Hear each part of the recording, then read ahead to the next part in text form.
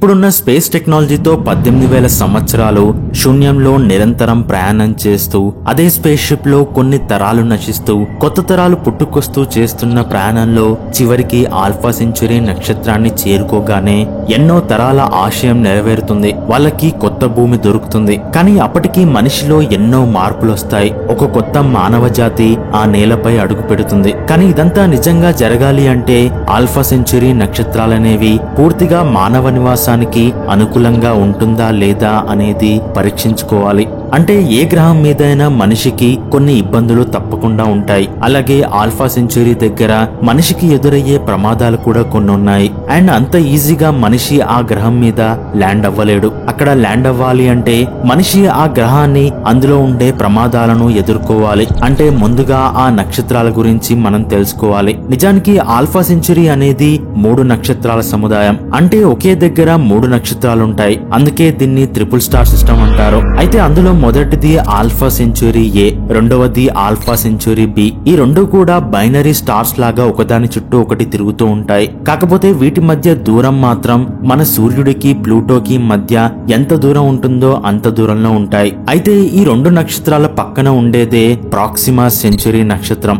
దీన్నే alpha century C అని కూడా అంటారు. సో ఈ 3 నక్షత్రాలలో భూమికి దగ్గరగా ఉండే నక్షత్రం ఈ ప్రాక్సిమా సెంచురీ నక్షత్రం అని చెప్పుకోవాలి. అండ్ ఈ వీడియోలో పూర్తిగా దీని గురించే మాట్లాడుకోబోతున్నాం. అయితే ఈ ప్రాక్సిమా సెంచురీ నక్షత్రం చుట్టూ 3 గ్రహాలు ఆర్బిట్ చేస్తున్నాయి. అందులో మొదటిది ప్రాక్సిమా సెంచురీ బి. ఈ గ్రహం హబిటబుల్ జోన్ లో ఆర్బిట్ చేస్తుంది. హబిటబుల్ జోన్ అంటే ఇక్కడ నీరు అనేది లిక్విడ్ రూపంలో ఉంటుంది. కాబట్టి జీవం పుట్టే అవకాశాలు ఎక్కువగా ఉంటాయి. అలాగే మరొకటి ప్రాక్సిమా సి. ఈ గ్రహాన్ని సూపర్ ఎర్త్ అంటారు. ఎందుకంటే ఇది మన భూమి కంటే 7 టైమ్స్ ఎక్కువ మాస్ తో ఉంటుంది. కాకపోతే అది దాని నక్షత్రం నుండి చాలా దూరంలో ఉంటుంది. కాబట్టి దాని మీద లైఫ్ ఉండే అవకాశాలు లేవు అని తెలుస్తుంది. అలాగే మరొక గ్రహం ప్రాక్సిమా సెంచురీ డి. దీన్ని రీసెంట్ గా 2022లోనే కనుక్కున్నారు. కాకపోతే ఈ గ్రహం దాని నక్షత్రానికి చాలా దగ్గరగా తిరుగుతుంది. కాబట్టి దీని మీద టెంపరేచర్ అనేది ఎక్కువ స్థాయిలో ఉంటుంది. కాబట్టి దీని మీద కూడా మనం లైఫ్ ని ఎక్స్పెక్ట్ చేయలేం.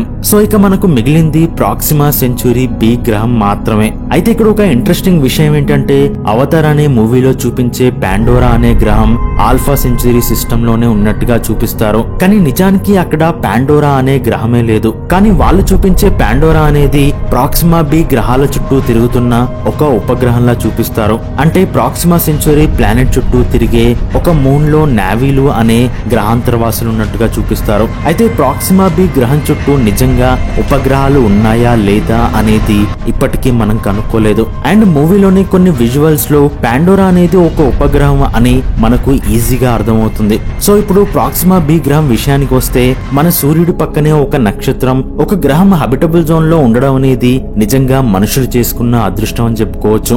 ఎందుకంటే భూమి మీద లైఫ్ అనేది ఎంత క్లిష్టమైన పరిస్థితుల్లో పుట్టిందో మనకు తెలుసు. అంటే భూమి మీద 1 డిగ్రీ అటు ఇటుగా ఉన్నా కూడా భూమి మీద జీవం ఏర్పడే అవకాశాలు ఉండేవి కాదు. అంత క్లిష్టమైన పరిస్థితులు ఉన్నందుకు మనుషులు చాలా అదృష్టవంతులు అనుకుంటారు. మన విశ్వంలో ఇప్పటి వరకు 5206 ఏలియన్ గ్రహాలను కనుక్కున్నాం. అందులో 59 గ్రహాలు మాత్రమే హబిటబుల్ జోన్ లో ఉండి జీవానికి అనుకూలంగా ఉంటాయి. కానీ అవేవి మనిషి జీవితకాలంలో చేరుకునే దూరంలో లేవు. అలాగే వాటిని చేరుకోవడానికి కొన్ని కోట్ల సంవత్సరాలు ప్రయాణించాల్సి ఉంటుంది. కాబట్టి మనుషుల అదృష్టం బాగుండి ఏదైనా అడ్వాన్స్డ్ టెక్నాలజీని కనుక్కుంటే మానవ జాతి లైఫ్ టైంలో చేరుకోగలిగే గ్రహం మన పక్కనే 4 కాంతి సంవత్సరాల దూరంలో ఉంది. అది కూడా హబిటబుల్ జోన్ లో ఉండడం దాన్ని యాదృచ్ఛికం అనుకోవాలా లేకపోతే ఏదైనా ఒక అదృశ్య శక్తి మన కోసమే దాన్ని అలా ఉంచిందా అనేది మనం చెప్పలేం. అండ్ ప్రాక్సిమా బి విషయానికి వస్తే ఈ గ్రహం అనేది దాని నక్షత్రానికి చాలా దగ్గరగా ఉంటుంది. అది ఎంత దగ్గరగా అంటే మన సూర్యుడికి మెర్క్యూరీ ఎంత దగ్గరగా ఉంటుందో అంతకన్నా దగ్గరగా ఉంటుంది. నిజానికి అంత దగ్గరగా భూమి ఉండి ఉంటే భూమి మీద జీవం అనేది పుట్టేది కాదు. కానీ ప్రాక్సిమా నక్షత్రం అనేది ఒక వేరియబుల్ స్టార్. అంటే అది కొంతకాలం పెద్దగా ఇంకొంతకాలం చిన్నగా మారుతుంది. దానికి ఎవిడెన్స్ ఏంటంటే 2015 ఆగస్టులో ఈ నక్షత్రం ఒక్కసారిగా 8 రెట్లు పెద్దగా అయింది. దాంతో దాని బ్రైట్నెస్ కూడా పెరిగింది. అంటే ప్రాక్సిమా బి గ్రహం మీద దాని ప్రభావం ఖచ్చితంగా ఉంటుంది. అంటే అక్కడ ఉండే ఏలియన్స్ సూర్యకాంతి ఒక్కసారిగా పెరగడం ఒక్కసారిగా తగ్గడం అనేది ఎక్స్పీరియన్స్ చేస్తూ ఉంటారు. దానివల్ల అక్కడ ఉండే ఏలియన్స్ చనిపోయే ప్రమాదం కూడా ఉంటుంది. కానీ అక్కడ లైఫ్ సస్టైన్ అవ్వచ్చు అని చెప్పడానికి ఇంకొక స్ట్రాంగ్ రీజన్ ఏంటంటే ప్రాక్సిమా సెంచురీ నక్షత్రం అనేది మన సూర్యుడి కంటే చాలా చిన్నది. అంటే మన జూపిటర్ గ్రహం కంటే కొంచెం పెద్దగా ఉంటుంది. కానీ దాని మీద నిత్యం సౌర తుఫాన్లు వస్తూ ఉంటాయి. అంటే దాదాపు హై రేడియేషన్స్ తో ఉండే యూవీ లైట్స్ కానీ ఎక్స్రేస్ కానీ విడుదలవుతూ ఉంటాయి. కాబట్టి ప్రాక్సిమా బి ప్లానెట్ మీద ఉండే లైఫ్ కి ప్రమాదమే అని చెప్పుకోవాలి. కానీ ప్రాక్సిమా బి కి ఖచ్చితంగా వాటి నుండి కాపాడుకునే మ్యాగ్నెటిక్ ఫీల్డ్ ఉంటుంది అని సైంటిస్టుల గట్టి నమ్మకం. ఎందుకంటే ప్రాక్సిమా నక్షత్రం దాని బ్రైట్నెస్ ని నిరంతరం మార్చుకుంటూ ఉండడానికి కారణం దాని లోపల ఉండే మ్యాగ్నెటిక్ ఫీల్డ్ అనేది నిరంతరం రొటేట్ అవుతూ ఉంటుంది. కాబట్టి ఆ నక్షత్రం కూడా ఒక్కోసారి డిమ్ అవుతూ ఇంకోసారి బ్రైట్నెస్ ని పెంచుకుంటూ ఉంటుంది. అలాగే ప్రాక్సిమా ప్లానెట్ కి ఉండే మరొక ప్రాబ్లం ఏంటంటే ప్రాక్సిమా బి అనేది దాని నక్షత్రం చుట్టూ టైడల్లీ లాక్ అయి ఉండొచ్చు అని సైంటిస్టులకు ఉన్న అనుమానం. అంటే ఆ గ్రహం అనేది దాని నక్షత్రం చుట్టూ ఒకే వైపుకు ఫేస్ చేస్తూ ఆర్బిట్ చేస్తుంది. అంటే సరిగ్గా మన చంద్రుడిలాగా అనుకోవచ్చు. దీనివల్ల ఆ గ్రహం మీద ఒకవైపు ఎప్పటికీ చీకటి ఉంటే మరొక వైపు ఎప్పటికీ వెలుగే ఉంటుంది. అంటే అక్కడ రాత్రి పగలు అనేవి ఉండవు. కాబట్టి అక్కడ ఏలియన్స్ ఉంటే వాళ్ళకి రెండు వైపులా రెండు డిఫరెంట్ ప్రపంచాలు ఉన్నట్టే అని చెప్పుకోవాలి. అండ్ ఈ గ్రహం మీద ఒక సంవత్సర కాలం కేవలం 11.2 డేస్ లోనే అయిపోతుంది. కాబట్టి టైం అనేది భూమితో పోలిస్తే అక్కడ డిఫరెంట్ గా ఉంటుంది. మనల్ని కొన్ని వేల సంవత్సరాలు ప్రయాణించేలా చేసి మనల్ని ఇంతవరకు తీసుకొచ్చిన ప్రాక్సిమా బి ప్లానెట్ లోని ఆ సీక్రెట్ ఏంటంటే టెంపరేచర్. నిజానికి వాటర్ అనేది జీవానికి కారణం అయి ఉండొచ్చు, కానీ అంతకంటే ముఖ్యమైనది టెంపరేచర్.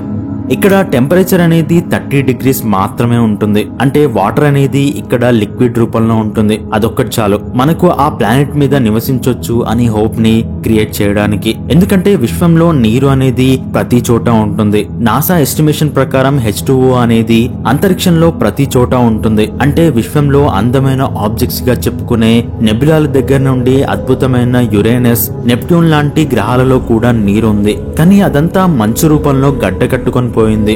కాబట్టి నీరు అనేది లిక్విడ్ రూపంలో ఉండడం అనేది విశ్వంలో చాలా అరుదైన విషయం. అందుకే ప్రాక్సిమా బి అనేది అంత ప్రత్యేకం. అయితే ఇక్కడ ఉండే టెంపరేచర్ కి నీరు లిక్విడ్ రూపంలో ఉంటుంది కాబట్టి అందులో చిన్న చిన్న నదులు కానీ లేదా సముద్రాలు కూడా ఉండే అవకాశం చాలా ఉంది. ఎందుకంటే మన గెలాక్సీలో దాదాపు సముద్రాలు ఎక్కువగా ఉండే గ్రహాలు ఉన్నాయి అని లాస్ట్ వీడియోలో చెప్పుకున్నాం. ఇక్కడ H2O అనేది సర్వసాధారణమైన ఎలిమెంట్. అలాగే మన గెలాక్సీలో విరివిగా ఉంటుంది. కాబట్టి ఒక నక్షత్రం నుండి ప్లానెట్ అనేది సరైన దూరంలో సరైన టెంపరేచర్ తో ఉంటే అందులో ఎక్కువగా ఉండే H2O అనేది సముద్రాలుగా ఉంటుంది. ఒకవేళ H2O అనేది మరీ ఎక్కువగా ఉంటే అక్కడ మనిషి నివసించడానికి వీలు లేకుండా పూర్తిగా సముద్రాలతో కప్పుబడి కూడా ఉంటుంది. అండ్ కొంచెం కూడా మనం బ్రతకడానికి నేల అనేది ఉండదు. దానికి బెస్ట్ ఎగ్జాంపుల్ ఏంటంటే ఇంటర్స్టెల్లర్ అనే మూవీలో మనకు చూపించే ప్లానెట్ అనేది పూర్తిగా నీటితో కప్పబడి ఉంటుంది. అలాగే అక్కడ నిత్యం సునామీలు విరుచుకుపడుతూ ఉంటాయి. కాబట్టి ఎక్కువ నీరున్నా కూడా మనం ప్రాక్సిమా బి మీద నివసించలేం. కానీ అక్కడ నిజంగానే పూర్తిగా సముద్రాలతో నిండి ఉంటే దాన్ని మనం ఇప్పటికే కనుక్కునే వాళ్ళం. ఎందుకంటే 1120 కాంతి సంవత్సరాల దూరంలో వాస్ప్ 96b అనే గ్రహం మీద వాటర్ ని రీసెంట్ గా జేమ్స్ వెబ్ టెలిస్కోప్ తో డిటెక్ట్ చేశారు. కాబట్టి 1000 కాంతి సంవత్సరాల దూరంలో ఉండే గ్రహం మీద ఉండే వాటర్ మనకు డిటెక్ట్ అయినప్పుడు కేవలం 4 కాంతి సంవత్సరాల దూరంలో ఉండే వాటర్ మనకు ఖచ్చితంగా డిటెక్ట్ అవుతుంది. కానీ సాడ్ థింగ్ ఏంటంటే మనకు ఇంతవరకు అక్కడ వాటర్ ఉన్నట్టుగా కూడా సరైన ఆనవాలు లేవు. కానీ ఆ గ్రహం ఉన్న ప్లేస్ ని బట్టి ఖచ్చితంగా అక్కడ వాటర్ ఉంటుంది అని ఖగోళ శాస్త్రవేత్తలు గట్టి నమ్మకంతో ఉన్నారు. అలాగే నాసా దగ్గర ఉన్న సమాచారం ప్రకారం అక్కడ వాతావరణంలో కేవలం హైడ్రోజన్ మాత్రమే ఉండే అవకాశం ఉంది అని తెలుస్తుంది. లేదంటే ఇప్పుడిప్పుడే అక్కడ జీవం ఏర్పడడానికి కావలసిన పరిస్థితులతో అట్మాస్ఫియర్ ఉండే ఛాన్స్ ఉంది. అంటే ఒక రకంగా చూస్తే అక్కడ లైఫ్ అనేది ఇప్పుడే మొదలవుతుంది అనుకుంటే